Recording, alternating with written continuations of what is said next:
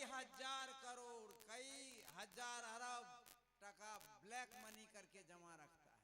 यदि टका रुपए ही होता धन, तो उसको और करके उतना जमा करने की क्या आवश्यकता। सदगुरु कबीर साहब ने कहा, साईं इतना दीजिए जामे कुटुंब समाय, मैं भी भूखा ना रहूं साधु न भूखा जाए। धन का इतना संग्रहखोरी नहीं होना चाहिए जो हम हजारों हजार लोगों के धन को संग्रह करके एक जगह जमा कर दें और लोग को परेशानी में डालें। कबीर साहब कहते हैं, उतना ही साईं दीजिए, उतना ही धन चाहिए कि मैं भूखा ना रहूं साधु न भूखा जाए, कुटुंब परिवार हमारा चले, उतना ही धन चाहिए। और आगे कहते हैं कि करु बहिया बल आपनी छार वीरानी आस, जाके आगन नदी बहे सोकस मरे प्यास। अपने आप पर भरोसा करने के लिए सदगुरु कहते हैं, दूसरे पर भरोसा नहीं कहते हैं। तीसरी बात उन्होंने कहा कि कहे कबीर कुछ उद्यम कीजिए, अपनहु खाए और को दीजिए, पराश्रयी जीवन न जिए।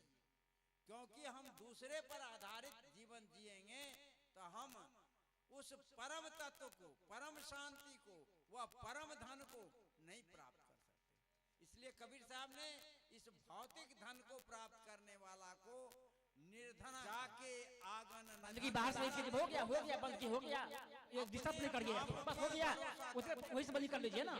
डिस्टर्ब नहीं हो रहा, डिस्टर्ब हो रहा है, यह धन छूट जाने वाला है, डिस्टर्ब हो रहा है, समझिए जरा बात आप लोग।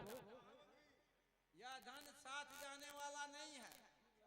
तब साथ कौन जाएगा? कहा राम नाम धन हो, जो राम नाम धन को प्राप्त किया वह राम है क्या? क्या दशरथ के पुत्र राम को राम कबीर साहब कहते हैं? नहीं, कबीर साहब कहे हैं कि दशरथ सुत तिहु लोक ही जाना, राम नाम का मर्म है आना। दशरथ के पुत्र राम को कबीर साहब ने राम नहीं कहा, तब हृदय बसे तेहि राम न जाना। जो सबके हृदय में निवास करते हैं उस राम को कबीर साहब इंगित करते हैं। और जो राम नाम जो है, इस आत्मधन को जो उन्होंने प्राप्त किया वही धनवान है। आत्मधन अर्थात स्वरूप स्थिति, स्वरूप स्थिति को प्राप्त करने के लिए सदगुरु कबीर साहब कहते हैं, जो व्यक्ति, जो साधक स्वरूप स्थिति को प्राप्त करते हैं उसकी स्थिति क्या होती है, उसकी स्थिति क्या होती है, वह संसार में कैसे जीते हैं, क्या उसका पहचान है।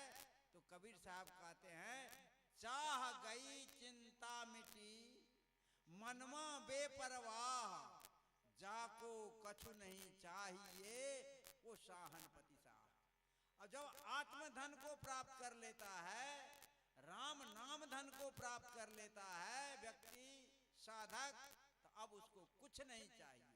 यदि चाहने की इच्छा रह गई, इसका मतलब है कि वह राम नाम के धन को प्राप्त नहीं किया, वह स्वरूप तत्व को प्राप्त नहीं किया, आत्मबोध नहीं हुआ।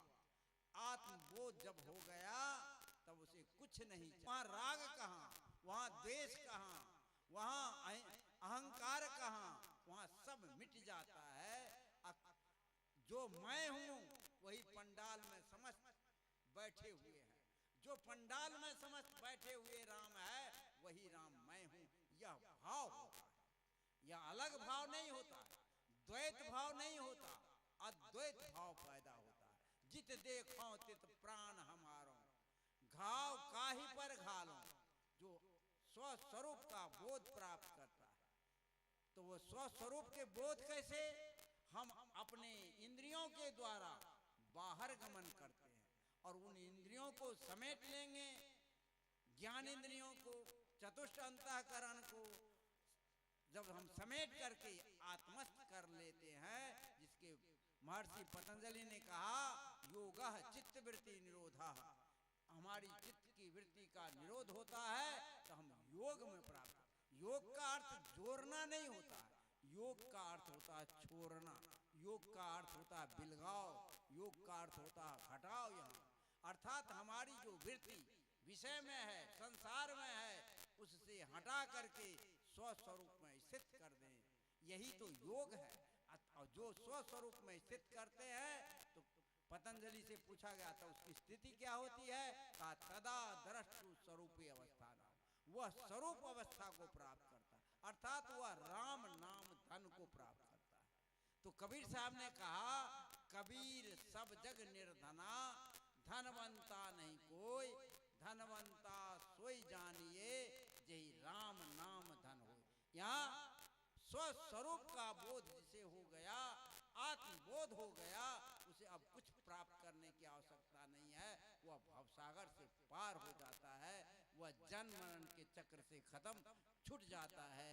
इसलिए मैं यह परिचय के सत्र में ज्यादा न कह करके ये हमारे जो आयोजक हैं सुरेश साहब, उनको बहुत बहुत साधुवाद, साहब बंदगी करते हैं, क्योंकि ये अंतर्राष्ट्रीय सत्संग आयोजित करके इस भारत की धरती को, बिहार की धरती को सदगुरु कबीर साहब के ज्ञान को जन जन तक फैलाने के काम कर रहे हैं। इसलिए उनको बहुत बहुत साधुवाद, धन्यवाद, साहब बंदगी करते हुए अपने वाणी में यहाँ विराम देता हूँ। बोलिए सदगुरु देव की जय।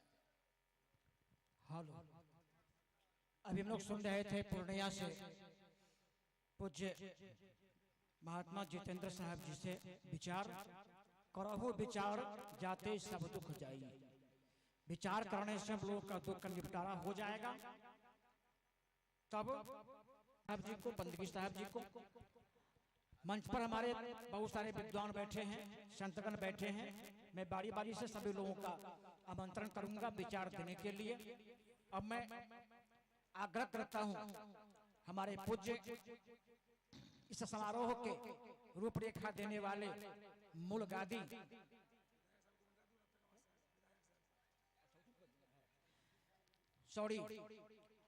हमारे बीच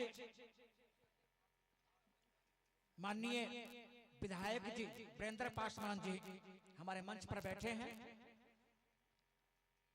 विधायक जी से निवेदन करना चाहेंगे कि कृपया कर आप भी सत्र के, आज का सत्र जो है वो दो शब्द आप लोग रखें, विचार दें साहब का।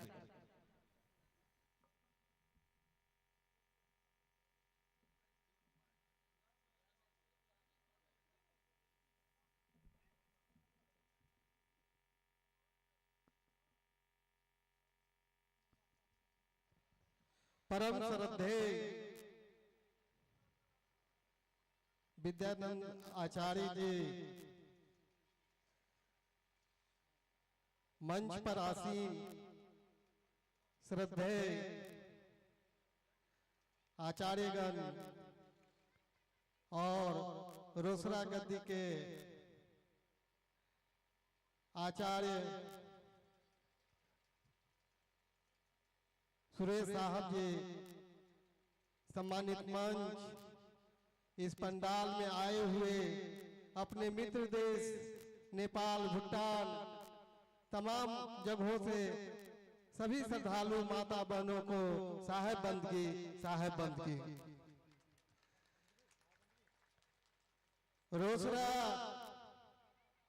इस क्षेत्र में सांस्कृतिक रूप से सामाजिक सौहार्द, सामाजिक समरसता के प्रतीक के रूप में स्थापित है और आप लोगों के आशीर्वाद से इस सामाजिक सौहार्द, सामाजिक समरसता को आगे बढ़ाने का काम करूंगा।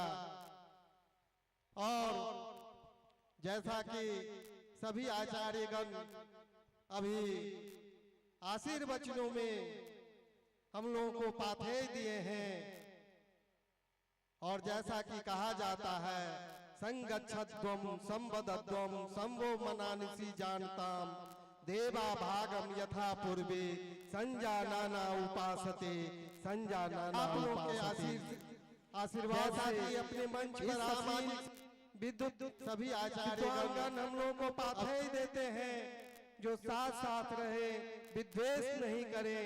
अगर साथ साथ रहने का काम करेंगे तो देवता के भी स्थान को प्राप्त कर लेंगे। ऐसा पाथेय इस मंच पर आसीन अपने सम्मानित आचार्यगण से हम लोगों को प्राप्त हो रहा है। और इस संदेश को आप लोग के माध्यम से अगल बगल के क्षेत्रों में फैलाने का काम करेंगे तो समृद्धि बढ़ेगी, लोग सुख शांति से जीवन व्यतीत करेंगे। इन्हीं चंद शब्दों के साथ अपनी बात को समाप्त करते हैं। भारत माता की जय। सब लोगों को साहेब बंदगी, साहेब बंदगी।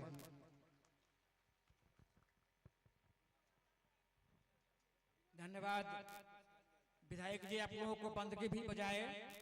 धन्यवाद के पात्र हैं विधायक जी को। और विधायक जी वीरेंद्र पासवान जी को हम निवेदन करेंगे कि हमारा जो ये वचन वंश प्रणाली का आचार्य गादी है, इसका विकास के लिए आप संसद में इसे रखें बात को, और इसके बड़े पैमाने पर इस कार्यक्रम को ऐतिहासिक रूपरेखा देने का प्रयास करें। धन्यवाद।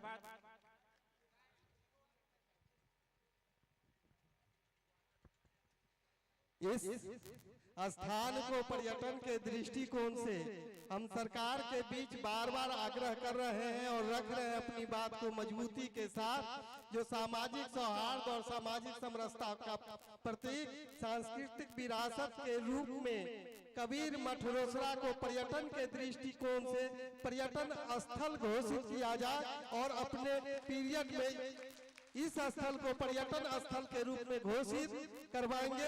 ऐसा आप लोगों से आशीर्वचन चाहते हैं।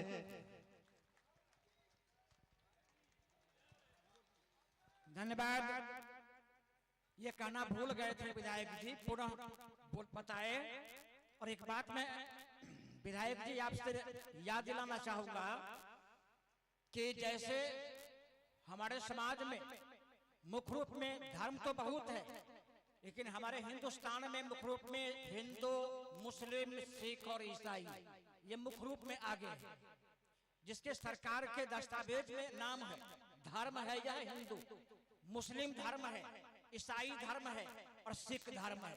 ये भारत सरकार के इतिहास के पन्ना में है, ये मान्यता प्राप्त है। तो आप तो कहबे किए हैं कि मैं संसद में जाकर सरकार से बात बढ़ाऊंगा, तो मैं भी आपसे निवेदन करना ही चाह रहा था और आपने कह ही दिया। ये जैसे ये चार धर्म के संबंध में ये हमारा पूरे भारत जानकारी प्राप्त किया है, उसी प्रकार ये हमारा धर्म में कबीर वचन वंश प्रणाली का जो है, इसे भी कबीर धर्म में जोड़ने की प्रयास किया जाए। ये हमारा आह्वान है विधायक जी आपसे, क्योंकि आप हमारे बीच हैं।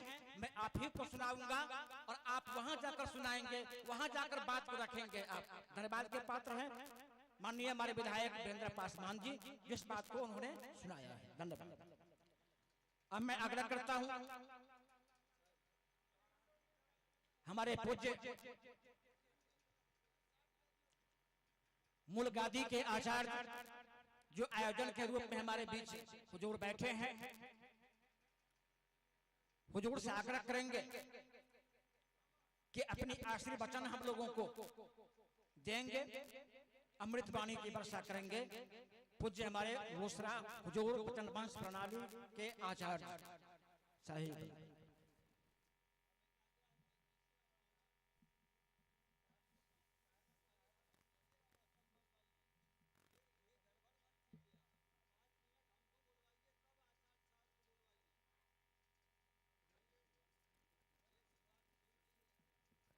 अच्छी बात, सही सही सही, कोई बात नहीं।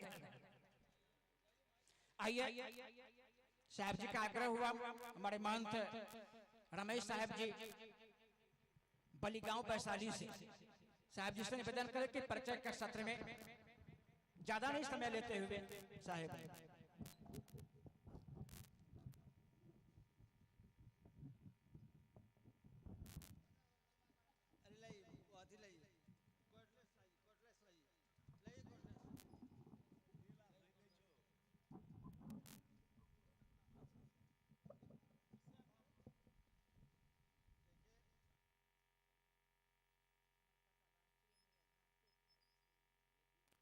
हेलो।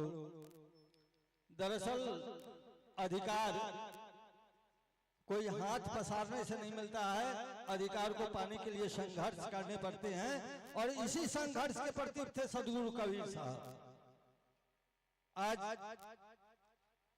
इस रोसड़ा के पावन तल पर भव्य दिव्य विशाल और विराट सत्संग समारोह की अध्यक्षता कर रहे हम सब के अभिभावक, कबीर पंथ के मूर्धन विद्वान,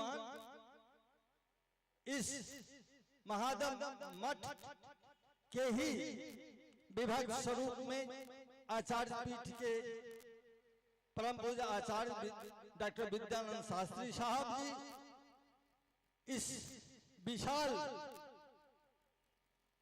सत्संग समारोह जो अंतरराष्ट्रीय नाम से ख्याति प्राप्त समारोह है, उसके संयोजक, व्यवस्थापक, संचालक, युवा आचार्य महंत श्री सुरेश साहब जी, मुख्य अतिथि के रूप में सदगुरु कबीर बगीचा मठ के आचार्य महंत श्री दीप नारायण साहब जी, कटिहार से आए वेदानंद साहब जी, पूर्णिया से आए जितेंद्र साहब जी, और इस क्षेत्र के माननीय विधायक वीरेंद्र पासवान जी, मंच पर बैठे समस्त गुरुजन, परिजन, संतजन, विद्वतजन, सभी के नाम पर एक बार आप करतल ध्वनि से स्वागत करें, ताली बजाकर। कार्यक्रम का प्रारंभ मैं भूल गया, एक महान हस्ती हमारे बीच में और बैठे हुए हैं, अखिल भारतीय कबीर विचार मंच के राष्ट्रीय अध्यक्ष परम श्रद्धेय श्री ब्रह्मदेव साहब जी, तो एक बार आप उनके नाम पर भी ताली बजा दीजिए। 5 मिनट में हमको खत्म करना है, 2 मिनट हमारा खत्म हो गया है। इस कार्यक्रम का शुभारंभ अध्यक्ष जी के अभिभाषण से शुरू हुआ कि देश और दुनिया में आज कटुता, असहिष्णुता और असंयमता, अशांति का माहौल कायम है। दरअसल जिन महापुरुषों के नाम से हम आज इतना बड़ा नाम का जपने के लिए सत्संग का आयोजन सुरेश साहब जी ने किया है, सदगुरु कबीर साहब ने डंके के चोट पर कहा था, गगन दमामा बाजियां, गगन दमामा बाजियां, परत निशाने घाव, खेत पुकारे सूरमा, अब लड़ने की दाव।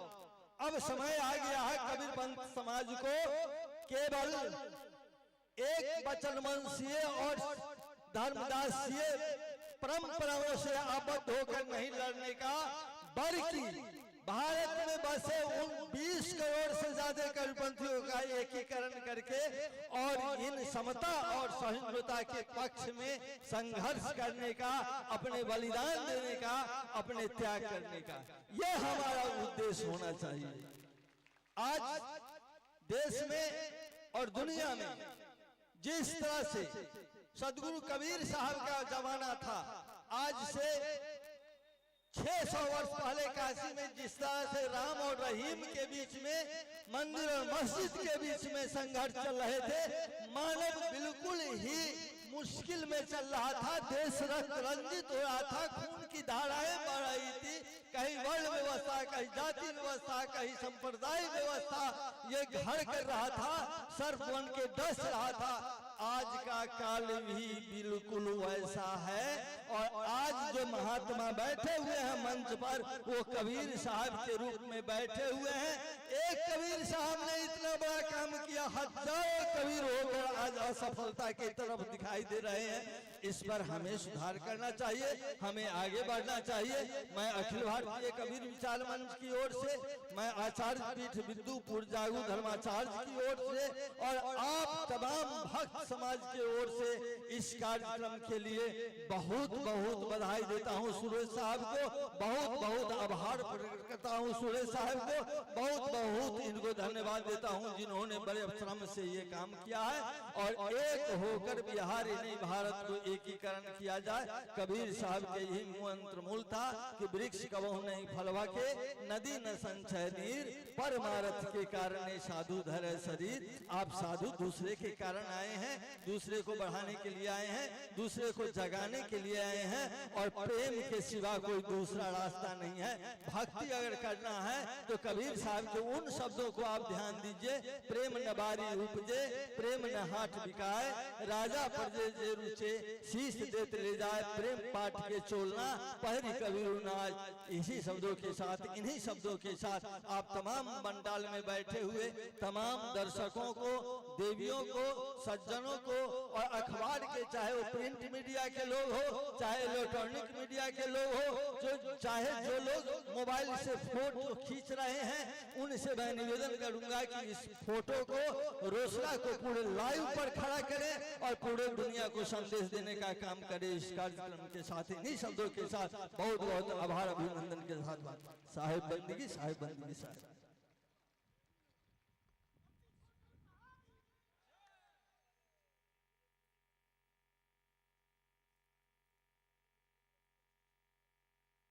साहब जिसका विचार बहुत ही सुंदर हम लोग को विचार दिए। सदगुरु कबीर का विचार का एक जगह पिरोने की आवश्यकता है। जैसे माला हम तुलसी का पहनते हैं, एक धागे से पिरोए जाते हैं, तभी वो माला बनकर तैयार होता है और गले में सुशोभित होता है। इनका कहने की भाव है कि जितने भी शाखाएं हैं, वह शाखाएं एक सदगुरु कबीर साहब के विचारधारा के निकट आए, और सदगुरु कबीर साहब को जो विचारधारा है वह जगत में लहराने की प्रयास करें। धन्यवाद के पात्र हैं साहब जी, धन्यवाद आपको किस बात को बताने के लिए। अब मैं आग्रह करूंगा, देखिए मंच पर जितने भी महंतगण बैठे हैं, जो विचार देने वाले हैं, मैं सभी लोगों के पास आऊंगा। आप लोग आतुरता नहीं हो जाएं कि मुझे इस समय चाहिए, इसी समय चाहिए। मैं सब लोगों के बीच आऊंगा, सबको मैं विचार सुनूंगा, लेकिन धैर्य बनाए रखिए। जब जमाने में लोग तपस्या करते थे, सुनते हैं 100 बरस 12 बरस तपस्या करते थे तो प्रभु मिलते थे, और 2-4-5 घंटा भी तो मंच पर तपस्या करिए ना, फिर आपका समय आ जाएगा। धन्यवाद। तुम सुनते हैं साहब जी का विचार, पूज्य आचार्य बुजुर्ग।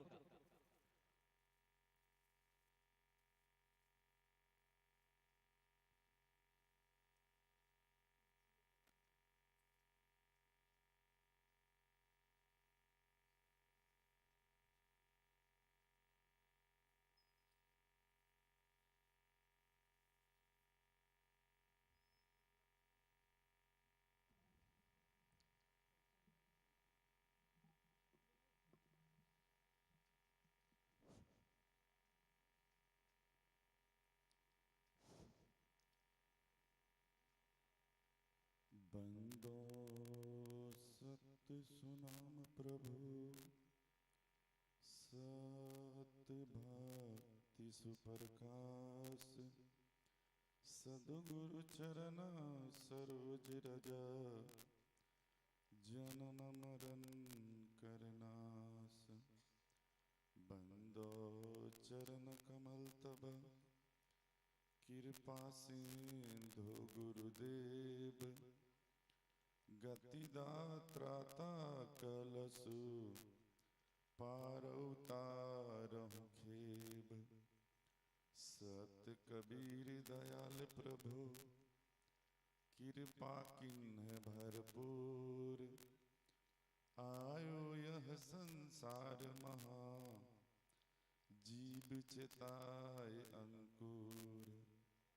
साधु रूप धरि आइया, किन्हो सवदा पुकार, चेतो अस्तन पाई के, करहूं बचन शिकार।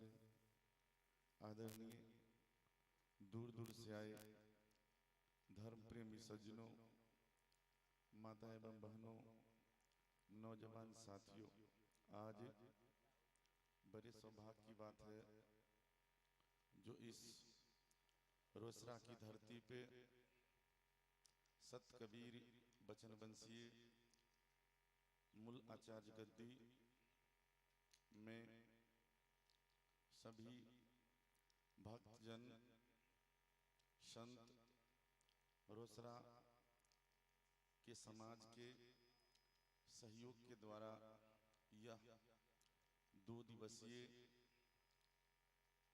सदगुरु कबीर सद्ज्ञान महायज्ञ का आयोजन किया गया है। इसी संदर्भ में हम लोग भजन के माध्यम से, उपदेश के माध्यम से सदगुरु कबीर साहब के विचारों को सुन रहे थे। इसी संदर्भ में साहब के विचारों में से 1-2 पंक्ति को रख रहा हूं। बोलिए सदगुरु कबीर साहेब की। साहेब इशारा करते हैं, कबीर जग में आई के, कबीर जग में आई के सार लखाए 3, सत्य हृदय में दया सेवा में लौलीन। साहब का इशारा है, हम मानव प्राणी को जो यह मानव का शरीर जो मिला है, तो यह शरीर से हम लोग यह अपने मन में विचार बनाए जो हम अपने जीवन में मनुष्य जीवन का वसूल क्या है, मनुष्य का कर्तव्य क्या है, मनुष्य का विचार क्या है। अगर हम लोग जीवन के एक पहलू पर अगर विचार कर ले, जीवन का तो बहुत पहलू है, लेकिन अगर जीवन का एक पहलू पर अगर हम लोग विचार कर ले तो हमारा जीवन धन धन हो जाएगा। क्योंकि यह सत्संग हमारे गुरुदेव सतलोकवासी आचार्य महंत राजनारायण साहब जी के द्वारा ऐसा आयोजन किया जा रहा था और उन्हीं के सानिध्य में रह करके, उन्हीं के विचार को अपना करके, उनके जीवन को, कीर्ति को सीख करके मेरे मन में यह भाव हुआ जो उनके कीर्ति को, उनके विचार को हम अपने जीवन में उतारे। आज तो इस दुनिया में नहीं है, उनकी कमी है, लेकिन उन्हीं के द्वारा ऐसा आयोजन किया जा रहा था, तो हम यह हमेशा उनके विचार को जीवन में, उनके जीवन की सारता को यह लेकर के चले हैं। और जहां तक बन पड़ेगा, जो सदगुरु कबीर साहब का जो शब्द है, सदगुरु कबीर साहब का शब्द इतना आसान नहीं है जो जीवन में हर कोई उतार सकता है। सदगुरु कबीर साहब के जीवन में शब्द को उतारने के लिए कथनी और करनी दोनों पे तलवार का धार है, वैसा बनना पड़ेगा, तब हम अपने जीवन में सदगुरु कबीर साहब को के विचार को उतार सकते हैं और सारता को हम लोग अपने जीवन में लागू कर सकते हैं। क्योंकि यह जीवन बार बार मिलने वाला नहीं है। आप लोग जानते हैं, जो यह मनुष्य का शरीर हम लोगों को बहुत कष्ट सहने के बाद, बहुत परिश्रम करने के बाद यह जीवन मिला है, तो हम लोग हमेशा प्रयास करें जो अपने जीवन में सत्संग को अपनाए, क्योंकि सत्संग ही हमको आगे बढ़ा सकता है। भौतिक जीवन में हम सब कुछ पा सकते हैं, सारा सुविधा हमें मिल सकता है, लेकिन शांति नहीं मिल सकता है। अगर शांति अगर आपको चाहिए तो दुनिया का जो बहुत ऐसे मतलब जो टीवी बना हुआ है, मोबाइल बना हुआ है, सर्कस सिनेमा बना हुआ है, इससे हमारा जीवन कभी नहीं बदल सकता है।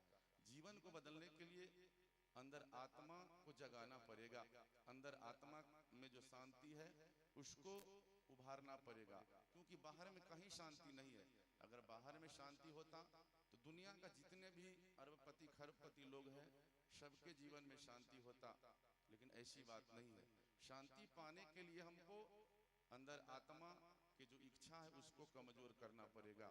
जब तक हमारे जीवन में इच्छा है तब तक हम अपने आप को बदल नहीं पाएंगे। और यह जीवन हम हमेशा प्रयास रहे, जो मानव का जीवन मिला है तो मानव का नीति को अपनाए, मानव के विचार को अपनाए, यही धर्म बन जाएगा। और हमेशा प्रयास रहे सत्संग, यह 2 दिवसीय सत्संग का आयोजन किया गया है।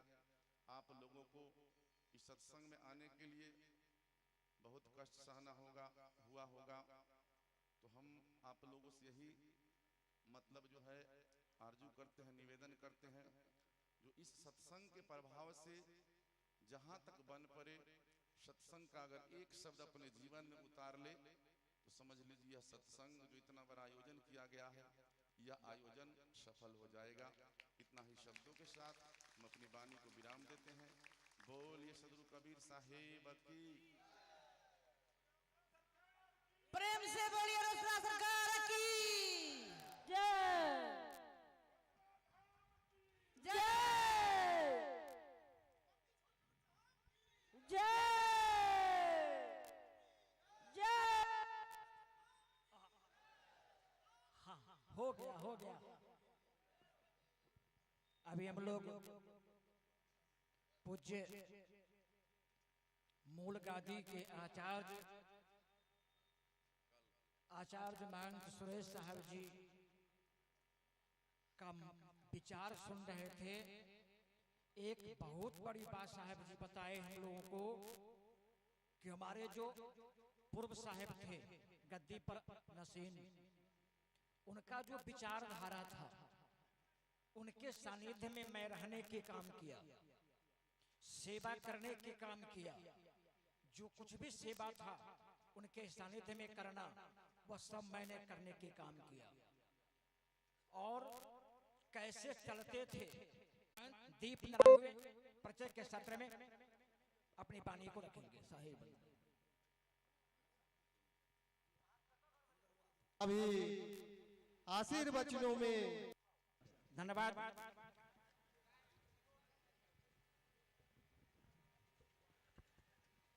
इस स्थान को पर्यटन के दृष्टिकोण से हम सरकार कबीर नमः अभी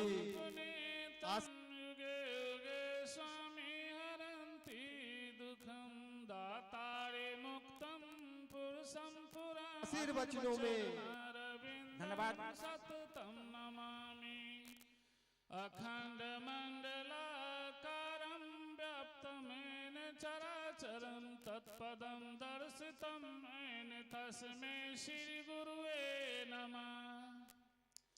प्रातः स्मरणीय विश्व वंदनीय संत सम्राट सदगुरु कबीर साहब, आज हम लोग अंतर्राष्ट्रीय महासंत सम्मेलन मंच पर उपस्थित इस मंच की अध्यक्षता कर रहे आचार्य महंत विद्यानंद शास्त्री साहब, यह सत्संग का आयोजन आचार्य सुरेश साहब और मंच पर दूर दूर से आए हुए आचार्य महंत महात्मागण, बैरागीगण, गायक कलाकार, धर्म प्रेमी बंधुओं, माता एवं बहनों तथा देवियों, सदगुरु कबीर के हंसजन, मंच पर उपस्थित माननीय श्री विधायक वीरेंद्र पासवान जी और दूर दूर से आए हुए धर्म प्रेमी बंधुओं, माता एवं बहनों तथा देवियों, सदगुरु कबीर के हंसजन, बोलिए सदगुरु देव की जय। हरिजन हंस दशा लिए डोले, निर्मल नाम चुनि चुनि बोले, मुक्त लिए चंचल भावे, मौन रहे कि हरि अस गावे, मान सरोवर तट के बासी, राम चरण चितयंत उदासी, कागा कुबुद्धि निकट नहीं आवे, प्रतिदिन हंसा दर्शन पावे, नीर क्षीर काकड़हु निबेरा, कहीं कबीर सोई जन मेरा, हरिजन हंस दशा लिए डोले, निर्मल नाम चुनि चुनि बोले, बोलिए सदगुरु देव की। संत सम्राट सदगुरु कबीर साहब का प्रादुर्भाव आज से 650 वर्ष पूर्व 1455 में काशी लहर ताला तालाब में हुआ। उस समय पूरे देश में हिंदू मुसलमानों में काफी टकराव चल रहा था। मानव मानव में काफी टकराव चल रहा था। मानव काम क्रोध लोभ मोह रूपी अग्नि में जल रहा था। एक मानव दूसरे मानव के खून के प्यासे बने हुए थे। मानव समाज जाति पाति छुआछूत भेदभाव संप्रदायवाद विभिन्न वादों में बट रहा था। पूरे मानव समाज में हाहाकार मचा हुआ था। ऐसे विषम परिस्थिति में संत सम्राट सदगुरु कबीर साहब इस धाराधाम पर अवतरित होकर के मानव समाज को विश्व बंधुत्व भाईचारा एकता मानवता शांति का संदेश दिए। सदगुरु कबीर साहब काशी के कबीर चौरा के चबूतरा से उद्घोष किए, परमात्मा एक है, हम सब एक ही परम पिता परमात्मा के संतान हैं। यहाँ न कोई ऊंचा है न नीचा है, न छोटा है न बड़ा है, सभी मानव एक समान है। वो कहे भाई रे दुई जगदीश कहाँ से आया, कहूँ कौन बौराया, अल्लाह राम करीमा के सब हरि हजरत नाम धराया। गहना एक कनकते गाना या में भावन दूजा, कहन सुनन को दी करथा पे एक निवाज एक पूजा। वही महादेव वही मोहम्मद ब्रह्मा आदम कहिए, को हिंदू को तुर्क कहावे एक जिमी पर रहिए।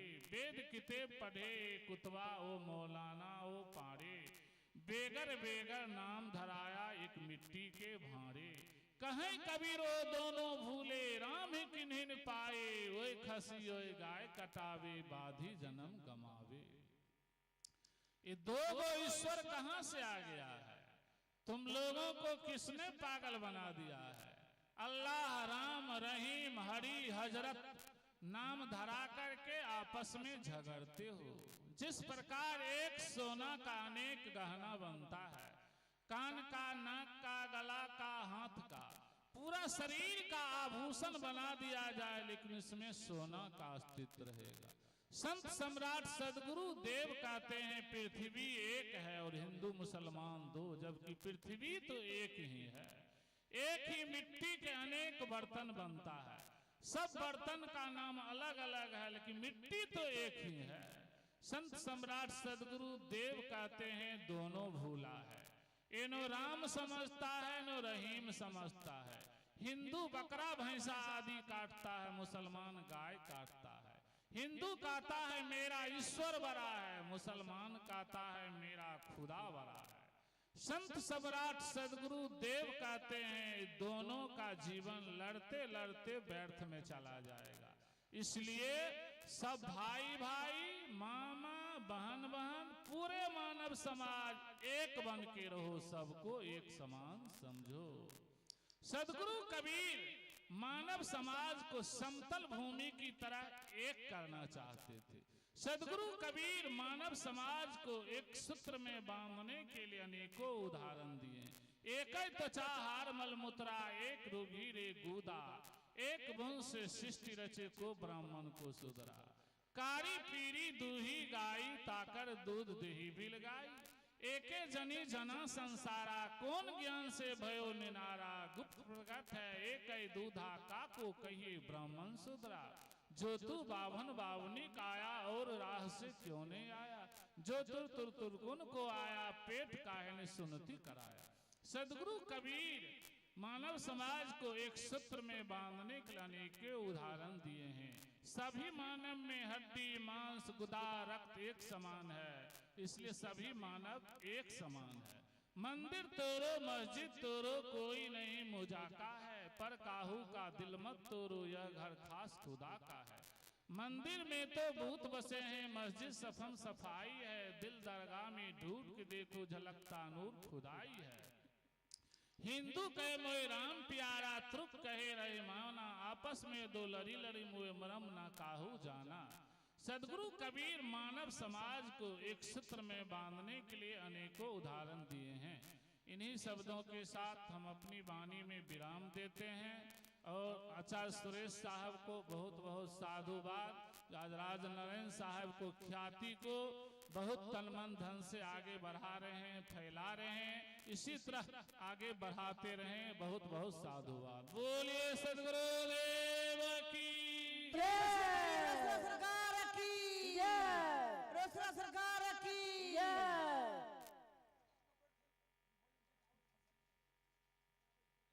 हेलो, अभी हम लोग सुन रहे थे पूज्य दीप नारायण साहब जी से विचार। वाकई में हम लोग एक मानव हैं, न हिंदू है, न मुसलमान है, न सिख है, न ईसाई है, हम तो इंसान हैं। साहब कबीर यही आह्वान किए थे कि इंसान बनो, न हिंदू बनो, न मुसलमान बनो, इंसान का औलाद तुम इंसान बनो। इंसान बनने की आवश्यकता है। यही साहब जी का दिशा निर्देश हो रहा था और आप लोग बैठे रहे, कार्यक्रम चलता रहेगा। कार्यक्रम में शांति बनाए रखिए आप लोग, उत्सुकता नहीं जताइए आप लोग, बैठिए। अभी हमारे मंच पर एक से एक विद्वान बैठे हैं जिनका विचार सुनेंगे हम लोग। अब मैं आग्रह करता हूं सब लोग बैठ जाइए, सब लोग बैठ जाइए।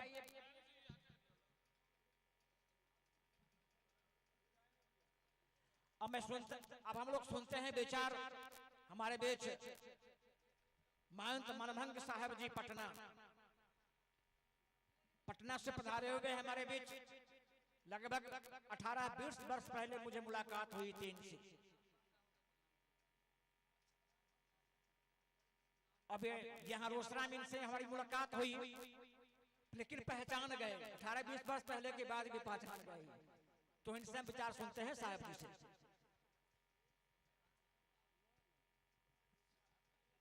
बोल दे सदगुरु कबीर साहेब की। बहुत शॉर्ट में जल्दी जल्दी। नित्यम बोधमयम स्वरूपम अमलम त्रैलोक्य पूज्यम गुरु सद्विद्यां सुविविच्य सार शिवदम शिष्य च संसेवितम आसीनम रुचिरासने शतदले सौम्याकृतिम सन्निभम तम लीलाघृत विग्रहम यतिवरम वंदे कबीरम परम। मंच पर पधारे हुए हमारे अध्यक्ष, इस मंच के अध्यक्ष डॉक्टर महंत विद्यानंद साहब जी और अलग अलग क्षेत्रों से आए हुए, सभी नाम लेना संभव नहीं है, बहुत लोग पहचानते भी हैं। पूरे भारत के अलावे विदेशों से भी पधारे हुए सभी संत महंत, नीर क्षीर विवेकी भक्त समाज, भक्ति मती माताएं एवं सभी जिज्ञासुगण, समय समय पर इस रोसड़ा के धरा धाम पर संत महात्माओं का यह संगम देखने को मिलता है। क्योंकि यह धराधाम रोसड़ा धाम के नाम से प्रचार किया गया, प्रचार होना ही चाहिए। क्योंकि सदगुरु कबीर साहब चारों युगों में अलग अलग समय में लोग दर्शन दिए और वहां पर शिष्यत्व ग्रहण किए लोग, जिसमें रोसड़ा के गंडक किनारे जो इतिहास में आता है, कृष्ण कारक साहब के द्वारा कबीर साहब को दर्शन किया गया।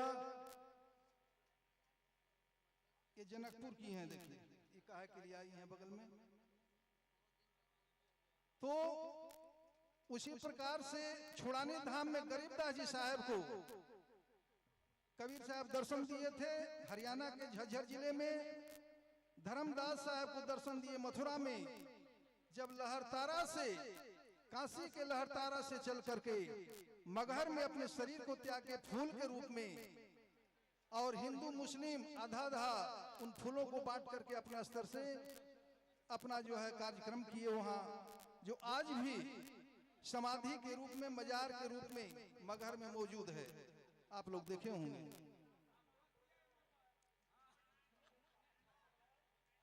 मगहर में शरीर छोड़ने के पश्चात सदगुरु कबीर साहब फूल के रूप में जब शरीर जो छोड़े, तो उसके बाद में कुछ काल के बाद मथुरा में धर्मदास साहब को दर्शन दिए। वह धर्मदास साहब बांधवगढ़ के बड़े वैश्य व्यापारी में गिनती होते थे। जैसे हमारे कृष्ण कारक साहब वैश्य व्यापारी में गिनती में आते थे, उसी प्रकार धर्मदास साहब आते थे। तो पूर्वोत्तर क्षेत्र में हमारे कृष्ण कारक साहब आपके बिहार, झारखंड, बंगाल और उड़ीसा से लेकर के इधर उत्तर प्रदेश का क्षेत्र और नेपाल के और भूटान के और इधर आसाम तक के, अरुणाचल प्रदेश तक के और इधर आपके बर्मा तक के तमाम प्रचार जो विशेष रूप से किया गया। ऐसा नहीं है कि धर्मदास साहब उधर ही दक्षिण भारत में प्रचार किए, उनका प्रचार इधर भी था, इनका प्रचार उधर भी था। तो इस प्रकार से सदगुरु कबीर साहब समय समय पर दर्शन दिए। और कबीर चौरा में प्रथम आचार्य सूरत गोपाल साहब जो कबीर साहब के शिष्य हुए, दूसरे आचार्य सिवान जिले के धनौती मठ के जो आचार्य थे भगवान साहब, और तीसरे आचार्य विद्युपुर जो वैशाली जिला में है। तो और एक रोसड़ा स्थान। तो बचन वंश का एक छोटा सा बात बता रहे हैं। एक बिंद वंश, वंश 42 और बचन वंश, ये तीन वो वंश हमारे पूरे देश दुनिया में चल रहा है। ये बचन वंश से जुड़े हुए बहुत से लोग अन्य प्रदेशों में संत और महंत अलग अलग जगहों पर महंत बने हैं। विदेशों में भी, हॉलैंड में महंत मित्रा सिंह साहेब जो हमें जयपुर में आए थे, अभी खरसिया में भी एकोत्री चौका में आए थे, वो जो है बचन वंश से जुड़े हुए हैं। जब उनसे बातचीत हुई तो कहा कि हम साहब वहीं से रोसड़ा गादी से ही हैं, जो भजन भी गाते हैं, लेकिन हॉलैंड में जाकर के बस गए। ताज यह परिचय का समय है। और लहरतारा में मैं 25 सालों तक रहकर फिर बाद में पटना रहने लगा। अब पटना रहने के पश्चात जो विशेष रूप से सभी संत महंतों से दर्शन परसन और बड़े बड़े मंचों पर जाने का मौका मिला। अभी भी भारत के अन्य प्रदेशों में, गुजरात, राजस्थान, छत्तीसगढ़ और इधर झारखंड, पंजाब, उत्तर प्रदेश के बड़े बड़े जो प्रोग्राम होते हैं, तो कभी कभी जाने का मौका मिलता है। वही लहरतारा के कृपा से, लहरतारा में 25 सालों तक रहे। लहरतारा में अभी हमारे अभी दीप नारायण साहब बोले कि लहरतारा में सदगुरु कबीर साहब प्रकट हो करके देश दुनिया को शांति का संदेश दिए।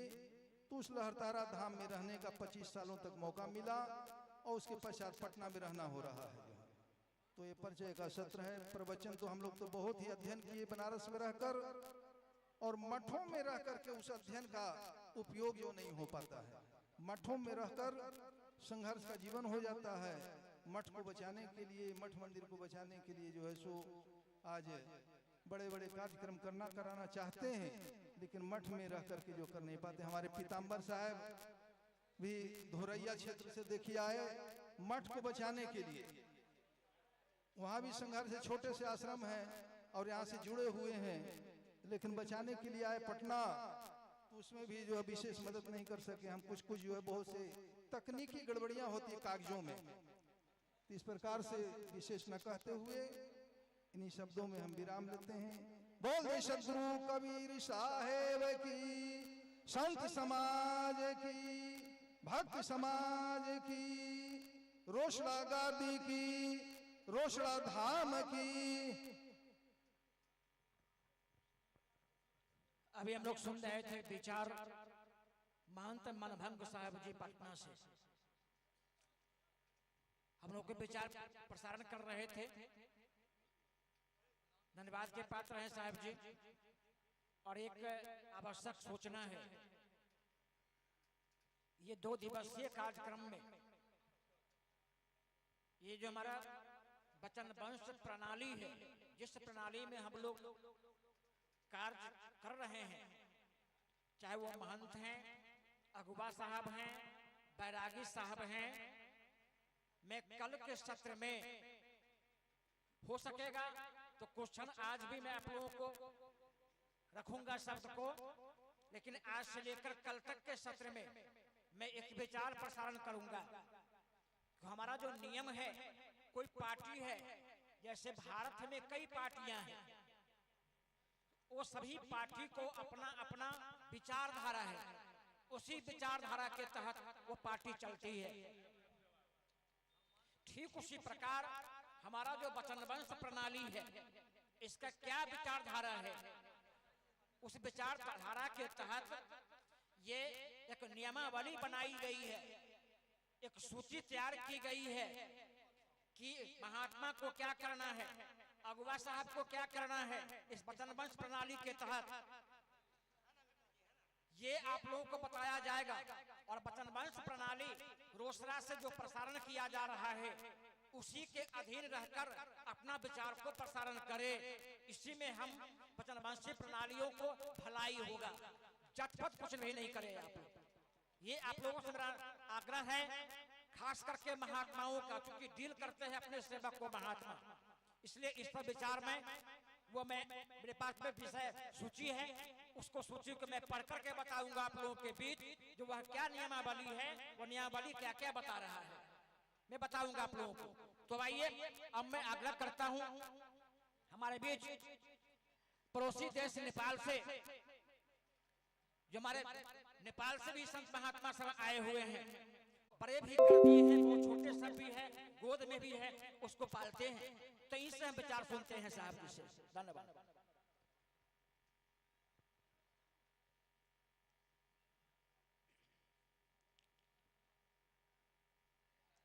ध्यान मूलम गुरु मूर्ते, पूजा मूलम गुरु पदम, मंत्र मूलम गुरुर्वाक्यम, मोक्ष मूलम गुरु कृपा, बंदो सन्मुख साध गुरु, सदन सदन लखाय, बंदो चरण सरोज रज, सब भ्रम देहु नसाय, संत सरोवर गंगा जल, ताहि पखारहु अंग, स्यो देहिया निर्मल भय, संतन की शतसंग।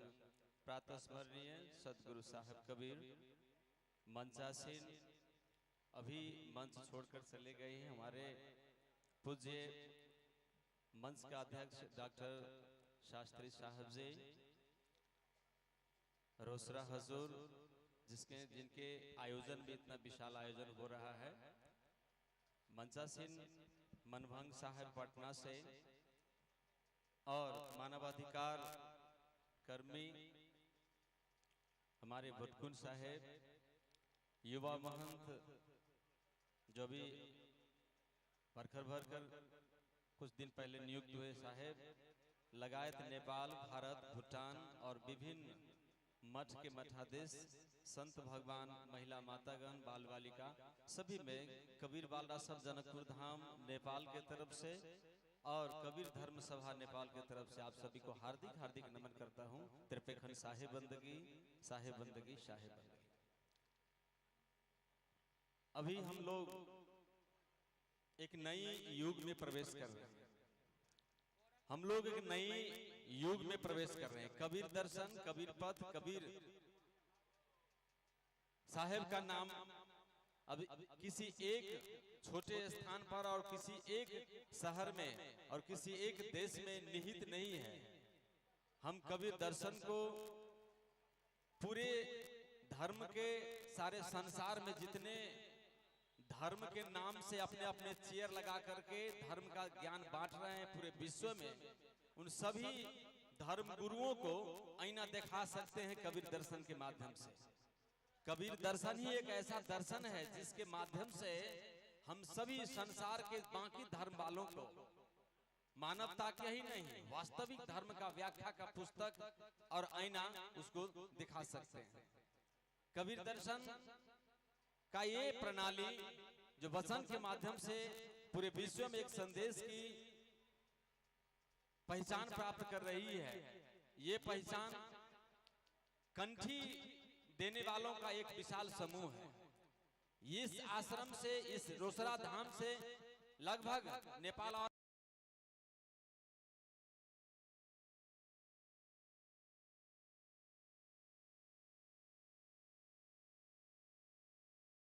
बांट रहे हैं।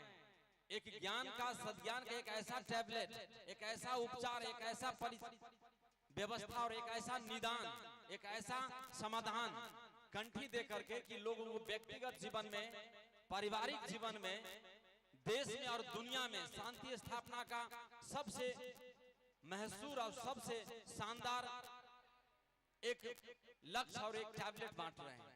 तो इन गुरुजनों के लिए, बाकी सब धर्म वालों को लिए भी एक बहुत बड़ा अवसर है कि सब लोग कबीर दर्शन को अध्ययन करें और हमारे संदेश को पूरे दुनिया में फैलाएं।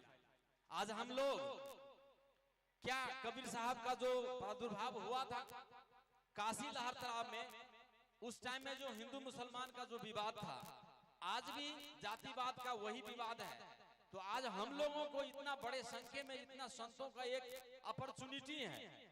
We have got a very golden opportunity to share our philosophy to the whole over the world. हम लोग अपने फिलोसफी के बाकी सभी संप्रदाय के लिए एक बहुत बड़ा हम लोगों का चांस है, मौका है, अपॉर्चुनिटी है कि हम लोग उन सारे बातों को पूरे संसार को बता सकते हैं। एक कबीर साहब को खड़ा कर करके कि देखिए कबीर साहब ने क्या कहा है धर्म के बारे में। आज हम लोग पहचान विहीन जीवन जी रहे हैं, लेकिन सबसे बड़ी संदेश है और बार बार कह दिया जाता है कबीर दर्शन के मन से भी, और बाकी शास्त्र वाले कहते हैं कि कबीर साहब चेला थे, रामानंद स्वामी का चेला थे कबीर साहब, और ये पुस्तक में भी लिखा गया है और बहुत लोग, हम लोग आराम से स्वीकार कर रहे हैं कि कबीर साहब एक उनके शिष्य के रूप में रहे, और ये बात हम लोग स्वीकार कर रहे हैं।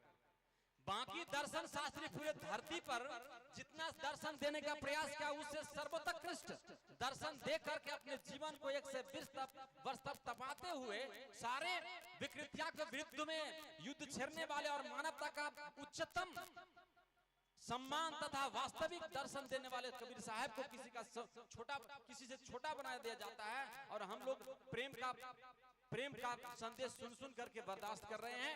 दुनिया को शांति कैसे मिलेगी, लोगों को ज्ञान कैसे मिलेगा। मेरा ये कहना है कि हम लोग अब कबीर साहब को वाणी को पूरे राष्ट्रीय और अंतर्राष्ट्रीय लेवल में उनके संपूर्ण वाणी को सभी जगह प्रशिक्षण के रूप में प्रसार करना पड़ेगा।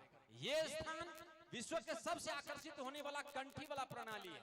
बाकी किसी संप्रदाय में होगा आंशिक रूप में, लेकिन हम लोग कंठी दे दे करके बिगड़े हुए आदमी को सुधारते हैं। इससे बढ़िया पंथ कहीं पर धरती पर नहीं है। तो मेरा यह कहना है, हम लोग इस बात को मानते हैं कि जो ज्ञान हमने प्राप्त किया है उसको अब सार्वजनिक करने की आवश्यकता है। आज भी देश नेपाल और भारत धर्म के युद्ध के कगार पर है।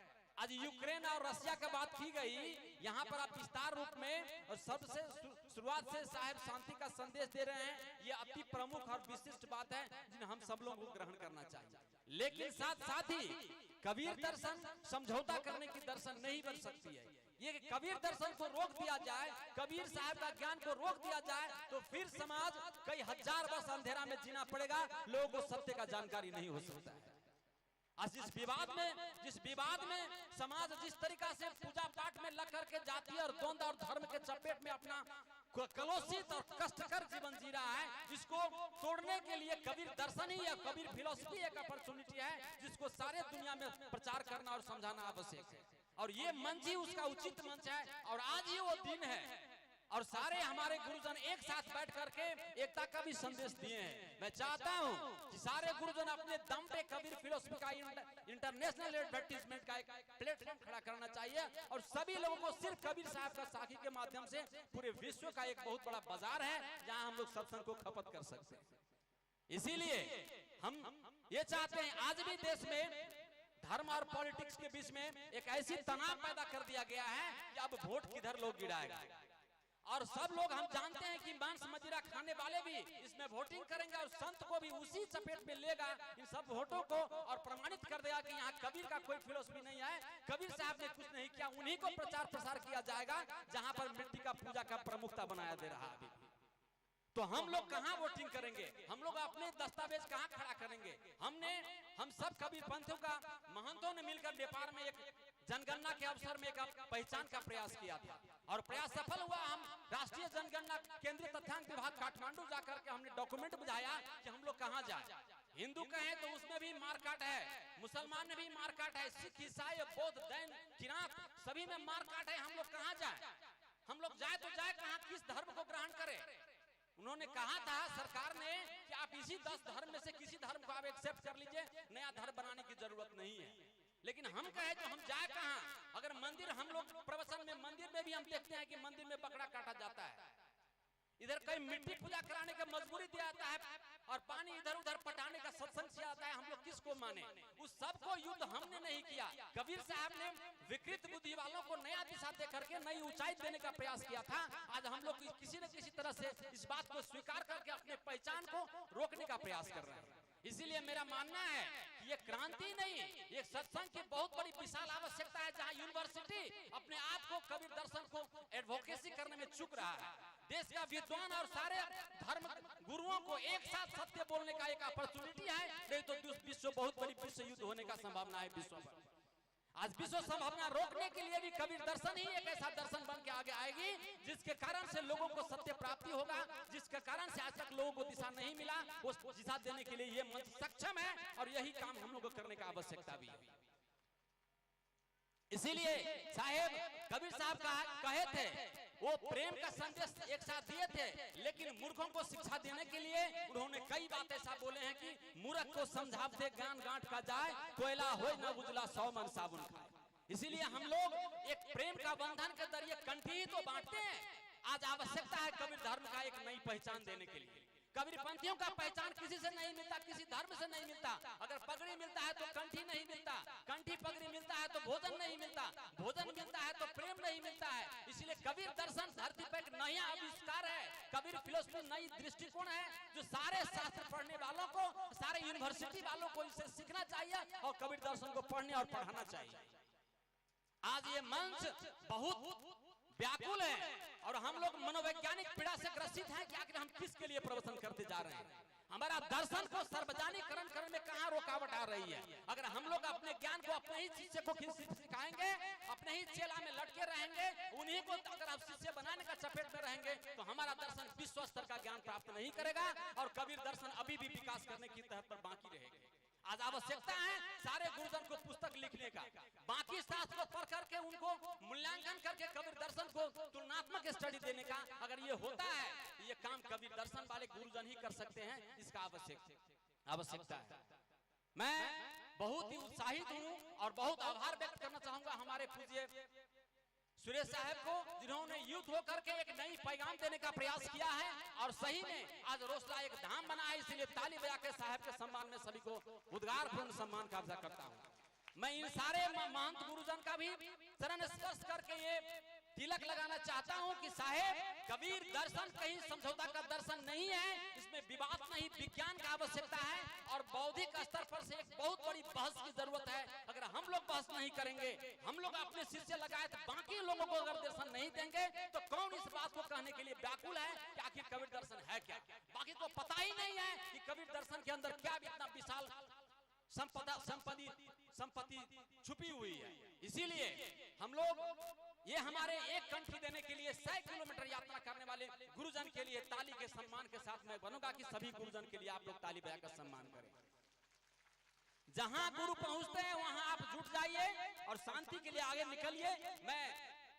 मैं कुछ ज्यादा ही समय ले लिया, साहब का इशारा हो गया।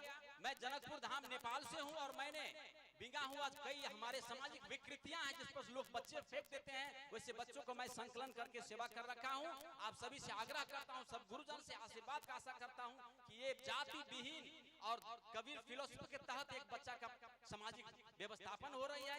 आप लोग भी इसमें अपने आशीष प्रदान करेंगे, हमको प्रमोट करेंगे और मैं चाहूंगा कि हम सब मिल करके ये पंथ को आगे ले चले और ये रोसड़ा धाम के लिए एक बार जय जयकार बोले। बोलिए रोसड़ा धाम की, संत गुरुदेव की, महंत गुरुदेव कबीर दर्शन की, कबीर धर्म की, सकले संतों के साहेब बंदगी, साहेब बंदगी, साहेब।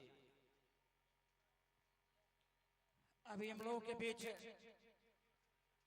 आलोक साहेब जी जनकपुर नेपाल से जो विचार प्रसारण किए हैं हम लोगों के बीच, जो सदगुरु कबीर एकतावादी समतावादी समतामूलक समाज की स्थापना करने के लिए आह्वान दिए थे सदगुरु कबीर, उतना ही हम लोग बिखर चुके हैं। आवश्यकता है संभलने की, एकता बनाने की, समतामूलक समाज की स्थापना करने की। साहब जी जो विचार दिए हैं वो सराहनीय हैं और हम लोग विचार को प्रसारण करें। धन्यवाद। अब तक तो आप लोगों ने उपदेश सुना है, अब मैं आप लोगों को भजन की तरफ ले चलता हूँ, पुनः उपदेश की तरफ लाऊंगा। तो भजन के लिए पटना से रामरथी जी चल करके आई हैं, वो आपके बीच भजन प्रस्तुत करेगी। धन्यवाद।